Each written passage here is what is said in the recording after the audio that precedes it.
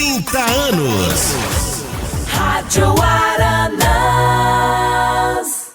Ok, muito boa tarde, ouvintes da Rádio Aranãs. Boa tarde ao Gustavo de Menezes, ele que é membro do Ministério Público do Trabalho e participa conosco hoje para a gente falar sobre um assunto que é muito importante e que gera muitas dúvidas nas pessoas, que é o trabalho infantil. Gustavo, qual que é a diferença entre trabalho infantil e exploração do trabalho infantil? Gelson, primeiramente, boa tarde. Quero agradecer essa oportunidade aqui, em nome do Ministério Público do Trabalho. O trabalho infantil, ele é considerado como todo trabalho realizado por criança ou adolescente abaixo de 16 anos, fora das hipóteses legais, salvo a partir de 14 anos, quando ele já pode trabalhar como aprendiz. O grande objetivo do Ministério Público do Trabalho, ao combater o trabalho infantil, é se alinhar a normas internacionais e federais que têm como propósito garantir que a criança e o adolescente eles se desenvolvam por completo, com acesso à escola, ao lazer, à brincadeira, para que no futuro ele tenha melhores condições de vida e um melhor salário. Ô Gustavo, a gente sabe que na agricultura familiar, às vezes a família conta com a ajuda dos filhos no horário oposto ao da escola. E em outras atividades, Gustavo, que não sejam insalubres, claro, a família pode ser auxiliada pelos filhos? Isso é o seguinte, sobre esse tema a gente tem uma polêmica bem grande. O trabalho no campo, de acordo com o decreto 6.481, ele é considerado, como regra geral, uma das piores formas de trabalho infantil. Ele envolve o manuseio de equipamentos perigosos, tratores, certos tipos de produto, quando o trabalho ele é desempenhado excessivamente no sol, com carregamento de peso. Só que a gente sabe, por uma questão cultural, é bastante comum que no trabalho de campo, as crianças e adolescentes ajudem os pais em algumas tarefas. Então, o que precisa ser analisado nessa situação é quem é o responsável por fazer aquilo, por aquela atividade. Qual atividade a criança está desempenhando? Ela está sendo utilizada para operar uma máquina, por exemplo, para moer cana? Sempre. Isso é perigoso. Em Rondônia, que foi o local onde eu primeiro trabalhei no Ministério Público do Trabalho, um caso me chamou muito a atenção, porque uma criança de 10, 11 anos, ela perdeu as 2 pernas e um braço no trabalho no campo.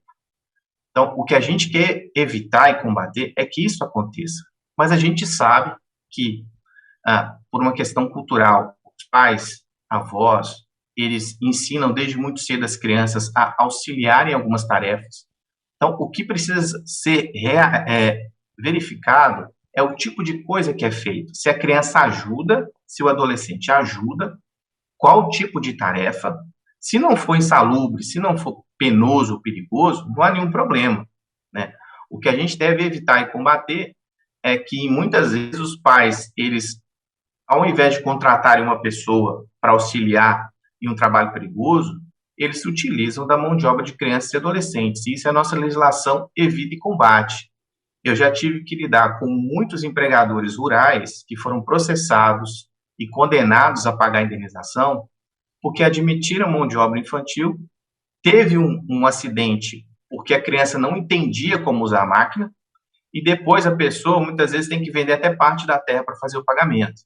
Então, quando você combate o trabalho infantil, você protege a criança, claro, em primeiro lugar, mas também aquele empregador, que muitas vezes quer economizar dinheiro contratando mão de obra barata, mas está correndo um grande risco. Ô Gustavo, e dentre as atividades domésticas, quais são as que não caracterizam a exploração do trabalho infantil? Sobre isso também há uma grande dúvida. A gente tem que separar o trabalho infantil doméstico de afazer doméstico. Eu sou pai, tenho 2 filhos. Eu quero que meus filhos arrumem a cama, que eles lavem as louças, eles ajudem na limpeza da casa, eles ajudem a recolher o lixo. A grande questão é que eu e minha esposa somos os responsáveis. Nós é que cuidamos da casa, eles nos ajudam. Então, essa é a grande diferença básica. Quando você vê uma situação de trabalho infantil doméstico, você tem que se perguntar, aquela criança está ajudando ou ela é a única e principal responsável pela atividade? É bastante comum, né, que as pessoas, elas chamem os filhos, principalmente adolescentes, para ajudar na casa. Isso é necessário, isso é até salutar. Nós precisamos que seja feito ainda mais, porque os nossos jovens, infelizmente, eles têm crescido com uma noção de falta de responsabilidade na família e na casa.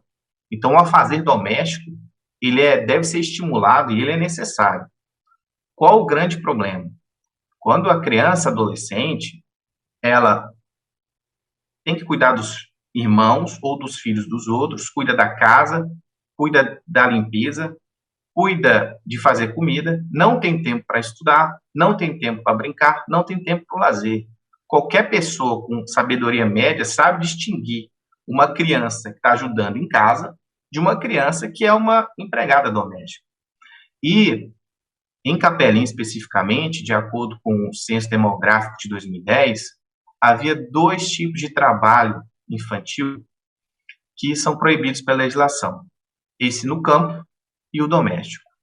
Há uns 20, 30 anos atrás, era muito comum pessoas da cidade, a pretexto de ajudar crianças e adolescentes de zona rural, falar assim, olha, eu vou pegar o seu filho, ele vai ficar comigo aqui na cidade, vai trabalhar comigo, e eu vou ajudá-lo.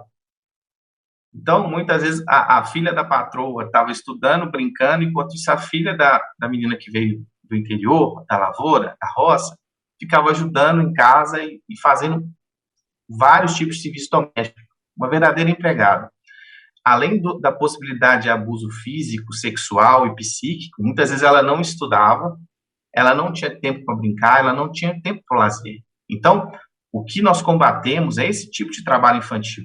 Trabalho infantil doméstico que traz uma série de penalidades e coisas ruins para o desenvolvimento da criança. Ô, Gustavo, a gente sabe que o Ministério Público do Trabalho, bem como o Conselho Tutelar e todos os órgãos, eles seguem as leis que são criadas. Eu tenho uma lamentação muito grande de quando a lei extinguiu-se a Guarda Mirim nas cidades. Eu vim a partir da Guarda Mirim, eu iniciei no mercado de trabalho através da Guarda Mirim. Era muito difícil, como ainda é hoje, você entrar no mercado de trabalho, que se a gente analisar, quem tem que aposentar não pode aposentar e parar, porque senão não consegue complementar a renda, tem que continuar trabalhando. Então as vagas não surgem no mercado de trabalho para novos funcionários e principalmente para os menores, né, iniciarem. Eu iniciei com cerca de 12 anos na Guarda Mirim, em Diamantina, trabalhando em um escritório de advocacia, fazia esse trabalho de banco, fazia entrega de correspondências. Depois eu trabalhei na Câmara, em Diamantina, por 7 anos e meio, já não como Guarda Mirim mais, porque eu comecei como Guarda Mirim, mas passei a ser contínuo e depois fui para outros cargos. E isso me inseriu no mercado de trabalho, que eu poderia nunca ter tido a oportunidade por não ser conhecido se a Guarda Mirim não tivesse me aberto essa porta para mim. E a gente sabe que a lei, ela extinguiu a Guarda Mirim, criou-se o menor aprendiz a partir de 14, mas a Guarda Mirim pegava a partir de 12. Faz muita falta, isso é opinião minha, tá bom? E assim, o que a gente ouve da sociedade. Esse trabalho que a Guarda Mirim fazia, que por mais que um trabalho de menor aprendiz faça, ele faz a partir dos 14. E eu, por exemplo, com 12 anos, sem fazer nenhum esforço excessivo, que era um trabalho leve, mas eu aprendia muito, mas eu ajudava na minha casa, com muito ou com pouco. Eu me lembro, era meio salário mínimo que a gente ganhava, mas trabalhava meio horário, estudava da mesma forma. Eu estudava no horário de manhã e trabalhava à tarde. Você, como cidadão, não como Ministério Público do Trabalho, você sente essa falta também que a Guarda Mirim faz nas cidades? Jailson, como cidadão e membro do Ministério Público do Trabalho, né, eu sinto falta de uma política pública voltada para criança e adolescente de forma integral. Como assim? A Guarda Mirim, ela supria uma necessidade sua há talvez 30, 40 anos atrás, desculpe não saber precisar isso. O mundo hoje é diferente. eu vejo hoje a necessidade de uma escola integral a partir dos 5 anos de idade. Eu acho que a partir de 12 anos é até insuficiente hoje. Então, de 5 a 17 anos, o ideal era que a criança e adolescente tivesse uma escola que conseguisse atrair esse pequeno cidadão, que no período da tarde ele desenvolvesse esportes e aprendesse desde cedo noções de cidadania e noções até de empreendedorismo, educação financeira, o que fosse, e que a partir de 14 anos, todos eles tivessem condições de serem menor aprendiz. Uma coisa que é bastante importante é que o Ministério do Trabalho, ele cobra das empresas a contratação de aprendiz a partir dos 14 anos.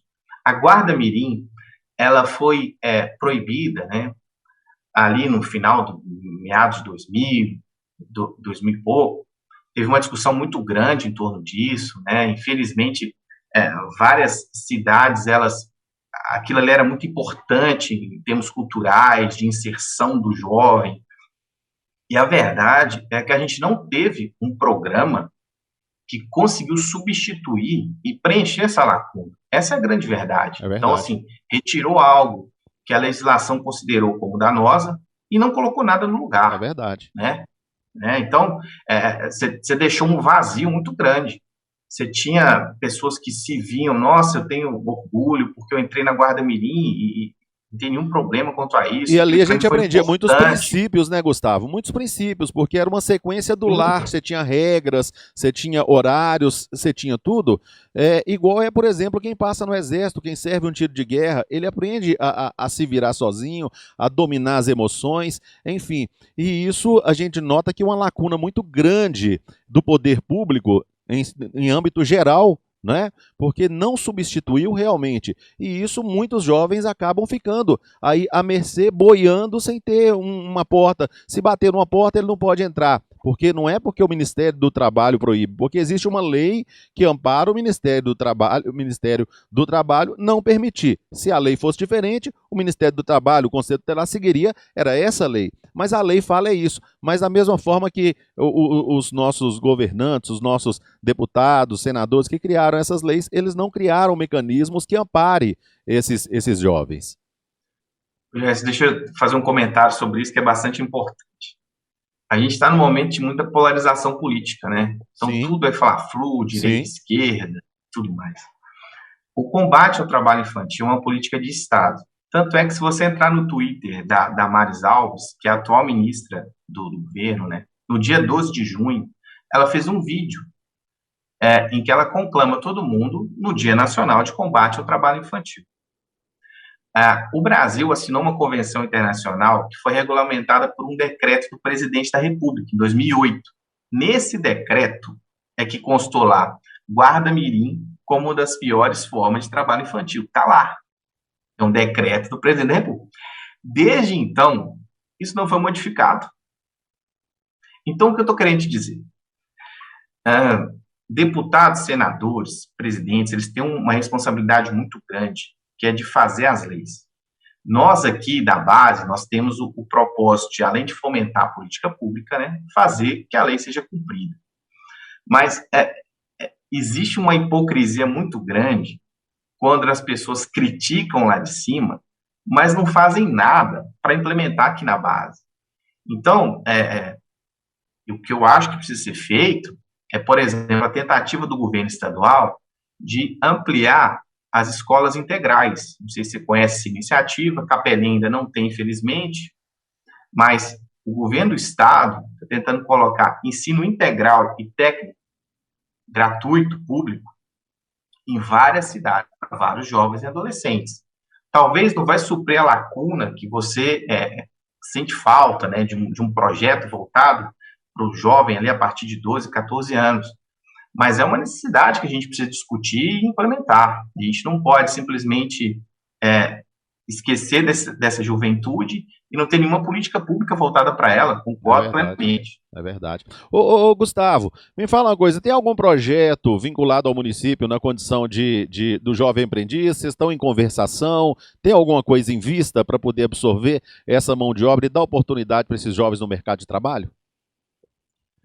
Jailson, aqui no Ministério Público do Trabalho, faz um tempo, nós destinamos uns recursos para o município de Capelinha e para o município de Água Boa, que fica aí próximo, para fazer um ensino de programação para jovens. Só que veio a pandemia, não deu para implementar, e agora a gente está com outro projeto, ou uma discussão de projeto com algumas pessoas da Prefeitura, Secretaria de Educação, de aprendizagem profissional dentro dos órgãos do município. Não na forma de guarda-mirim, porque a legislação não permite, mas um menor aprendiz.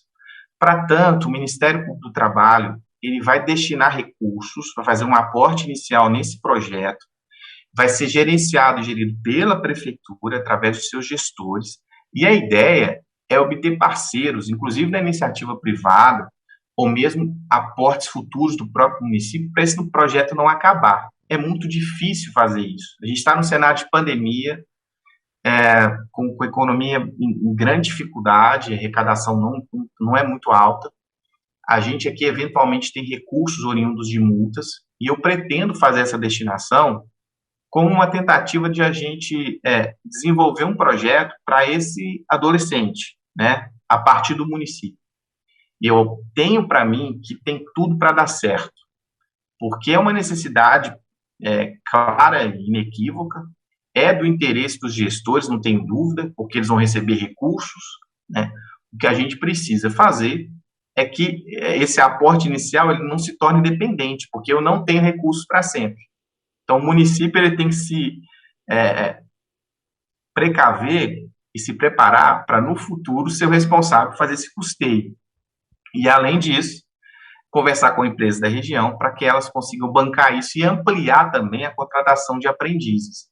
Esse é meu plano, né? E eu tenho para mim que, passada essa pandemia, a gente consegue implementar isso, porque como as escolas estão fechadas e menor aprendiz precisa do ensino técnico, teórico, da aprendizagem mesmo, né, de aula, a gente não consegue implementar agora. Me fala uma coisa, e a empresa que quiser regularizar a situação do menor, quais as providências que ela deve tomar? Primeiro, ela precisa estudar, né, aquela situação, aquela atividade dela, se ela é permitida ou não. Tendo mais de 16 anos, o que ela tem que se preocupar? O meu trabalho, ele é insalubre, penoso ou perigoso? Não. Se ele não é insalubre, penoso ou perigoso, a partir de 16 anos é um trabalhador normal. Salvo que ele tem que ter auxílio dos pais para uma coisa ou outra, mas é carteira assinada, salário mínimo, FGTS, INSS, tudo normal. Menor de 16 anos é só na condição de aprendiz. Então, precisa procurar alguma entidade do Sistema S ou entidade cadastrada e se adequar dentro do menor aprendiz. Uma série de atividades não admitem trabalho abaixo de 16 anos. E uma série de atividades só admitem trabalho a partir dos 18. Como eu te falei, por exemplo, trabalho infantil doméstico, pela nossa legislação, é só a partir dos 18 anos. Sim. Agora, qual que é a atribuição do Conselho Tutelar nas ações de combate a esse trabalho infantil, Gustavo? O Conselho Tutelar, né, a partir do Estatuto da Criança e do Adolescente, ele tem o propósito de zelar pelos direitos das crianças e dos adolescentes, tanto auxiliando a Vara da Infância e da Juventude, a Promotoria da Infância e da Juventude, quanto o Ministério Público do Trabalho. Eles também cumprem a lei, né? Eles não inventam a lei, eles não tiram a lei da cabeça deles. Então, uma vez constatada uma situação de violação a esse direito, ele tem o dever de tomar uma atitude. O que é bastante importante pontuar aqui? O trabalho infantil, ele está aliado à pobreza, via de regra, né? Sobretudo em alguns tipos de cidade. Então, quando o Conselho Tutelar ele identifica essa situação, o ideal é que essa criança, esse adolescente, esse jovem, seja encaminhado para o CRAS ou para o CREAS, a depender ali da situação, para que tenha uma assistência social. Qual foi o start ali do programa Bolsa Família, que na época chamava Bolsa Escola. O governo percebeu que havia uma evasão muito grande da escola e um índice crescente de trabalho infantil. Então, o que foi instituído a partir de 2001? O programa Bolsa Escola, transferência de renda para as famílias, com algumas condições. Uma das condições era que a criança permanecesse na escola e não poderia realizar trabalho infantil fora das hipóteses legais. Passado o tempo, esse programa ele mudou de nome, agora é Bolsa Família, e as pessoas se esquecem dessas condicionantes. Então, uma vez o Conselho Tutelar verifica aquela situação, encaminha para essa assistência social, ela vai prestar uma série de serviços vinculado à tentativa de conversa com os pais, porque a assistência social não vai cuidar só daquela criança, daquele adolescente. Ela também cuida dos pais, no sentido de prestar assistência. Se ela presta essa assistência, os pais eles continuam no intento de desobedecer a legislação, eles podem, inclusive, perder o benefício do Bolsa Família. Então, assim, quando chega aqui para a gente no Ministério Público do Trabalho, geralmente tudo isso já colapsou. O Conselho Tutelar não consegue conversar com o CRAS, nem com o CREAS, nem com a assistência social. A gente lida com o empregador, com o patrão. A assistência social tem como propósito prestar um auxílio para aquele que teve o direito violado e para a família. E quando eu converso com o empregador, eu falo de forma muito sincera e aberta, eu demonstro para ele os riscos de admitir esse tipo de mão de obra. E uma coisa precisa ser dita também. Muitas vezes, eles admitem esse tipo de mão de obra porque um adulto não aceitaria trabalhar aquele tanto de horas por aquele valor, né? Então, é mais fácil, às vezes, contratar uma criança, um adolescente que vai trabalhar 8 horas para receber R$300. E isso, mesmo se fosse um trabalho admitido, não é permitido pela legislação. Existe um valor mínimo que deve ser pago. Gustavo, muitas famílias são vulneráveis, são tão vulneráveis que eles têm que escolher entre a sobrevivência, usando, né, entre aspas, da mão de obra infantil, porque chega naquele momento que a comida não chega no prato, ele tem os filhos, de repente, para vender um picolé, para vender alguma coisa na rua, vender uma verdura, vender alguma coisa, e vira uma questão de sobrevivência, que a gente sabe que o poder público não chega em todos os momentos, principalmente nas necessidades do cidadão. Nós estamos no Vale de Jequitinhonha, uma região em que os recursos têm uma dificuldade maior de chegar, e nesse caso, essas famílias que estão vulneráveis, que não são amparadas pelo poder, que não conseguem, as prefeituras não conseguem absorver tudo, o governo do estado não consegue absorver tudo, o governo federal não chega com suas ações. E nesse caso, essas famílias ficam também sujeitas às mesmas penalidades quando tem aquela criança, que para que a comida chegue na panela e que enche as latas, ele tem que ajudar de certa forma com algum tipo de trabalho? Isso tudo é analisado caso a caso. O trabalho infantil é uma situação muito delicada. Então, você tem famílias que, infelizmente, dada a pobreza, situação de miséria, os filhos eles são quase que obrigados a trabalhar sob pena de passar fome. Quando isso acontece, é um atestado de falência do Estado, né? E a gente tem vários atestados de falência do Estado no Brasil, espalhados desde favelas, comunidades que não deveriam existir, até trabalho infantil, trabalho escravo e 60 mil homicídios por ano, né? Trabalho infantil não é o único sintoma de um Estado e de uma sociedade, na verdade, que precisa repensar a sua forma de viver, né?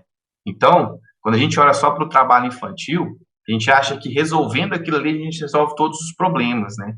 É como se a gente fosse transformar o Brasil numa potência econômica, colocando todas as crianças de 5 a 14 anos para vender bala no sinal. Não é o caso, né? Isso é retrato de um país subdesenvolvido, infelizmente. Então, para a gente combater isso, a gente precisa, para mim, de um tripé, assim, né? Primeiro é combate à pobreza e à extrema pobreza. E o que tem sido feito é a transferência de renda. Talvez não seja o melhor dos mundos, mas é o que coloca o pão na mesa de muita gente, vamos falar a verdade. O segundo passo, para mim, é a educação, né? Como eu falei, educação integral, ali de 5 a 17 anos, e preenchendo o tempo dessas crianças com qualidade. E o terceiro tripé é o desenvolvimento econômico. Em uma economia capitalista, o jeito de você desenvolver a economia é atraindo empresas, atraindo indústrias, né? É você melhorando a sua economia, não tem outro jeito. E como você bem disse, né, numa situação do Vale de Jequitinhonha, que todos nós sabemos que é uma região que, em termos nacionais, precisa e carece de desenvolvimento econômico, isso é ainda mais grave. Então, tudo é analisado diante do caso concreto. A assistência social, ela verifica a situação daquela família, verifica o que pode ser feito, se há algum programa do governo que ele pode ser beneficiado ou não. Não havendo, não sou eu aqui que vou colocar uma arma, eu vou impedir aquela família de sobreviver. Eu não tenho esse poder todo, né? Aqui nós cuidamos de mais de 70 municípios. Então, todos esses municípios têm problemas. A gente vive no Brasil, em que a gente tem favela, a gente tem 60 mil homicídios por ano, né? Então, quando as pessoas falam assim, mas tem trabalho infantil, eu falo assim, tem 60 mil homicídios por ano. Por conta disso, a gente vai acabar com a polícia? Vai acabar com o Ministério Público Estadual? Com a Justiça Estadual? Não, a gente precisa melhorar. A gente precisa desenvolver estruturas para que isso não aconteça, né? É verdade. Então, eu fico assim, não, mas tem que estar descumprindo, meu amigo, descumprir a lei. Infelizmente, a lei é feita para ser cumprida. A gente tem que ter uma cultura de cumprimento da lei, mas o que a gente vê no Brasil inteiro, de alta a baixa, é que muitas vezes as pessoas não fazem isso. É verdade. Então, tem que ser com muita sabedoria, muita parcimônia. Eu, particularmente, nunca tive um caso, nunca chegou para mim um caso ainda, em que esse tipo de situação ocorreu. Por quê? Porque as denúncias, às vezes, não chegam. A situação é tão triste, é tão desesperadora, que a gente já se acostumou com isso. Uhum. Né? Então, a gente está vendo nessa pandemia toda uma série de questões e às vezes a gente se acostuma com a tragédia. Então, a nossa luta é para que a gente consiga melhorar isso. A gente não se acostume com esse tipo de tragédia humana, que é, igual eu falei, uma criança de 10, 11 anos perdeu as 2 pernas e um braço, em um caso que eu atuei lá em Rondônia. Isso é uma tragédia humana. É verdade. Então, é muito triste. Mas o meu objetivo é sempre cooperar. Né? Então, eu não estou aqui para ficar parecendo que sou mais santo ou mais perfeito que os outros. Existe uma lei que tem que ser cumprida. Mas a gente sabe dos nossos limites, das nossas capacidades. Né? Mas com relação à Capelinha, o meu objetivo é fazer essa conversação com o município, com os gestores, para tentar destinar esses recursos, para construir um programa, talvez nunca vai substituir aquilo que você teve, porque eram outros tempos, uma outra cultura, e o mundo hoje, ele é bem diferente. Se você estuda hoje, já é muito difícil, não garantia de nada. Então, imagina uma criança que hoje não estuda, uma criança que hoje não tem acesso à educação, uma criança que hoje não consegue se desenvolver. Então, o nosso propósito aqui é garantir que crianças e adolescentes tenham um futuro melhor. Talvez não é perfeito, mas é melhor. Ok, Gustavo, muito boa a prosa. Nós teremos oportunidade de reencontrar em novas entrevistas, mas te agradeço de antemão, de fala muito fácil, dando para que as pessoas possam entender a visão do Ministério Público do Trabalho. Grande abraço para você, obrigado pela sua participação aqui conosco, tá bom? Grande abraço, eu que agradeço. 30 anos. Rádio Araná.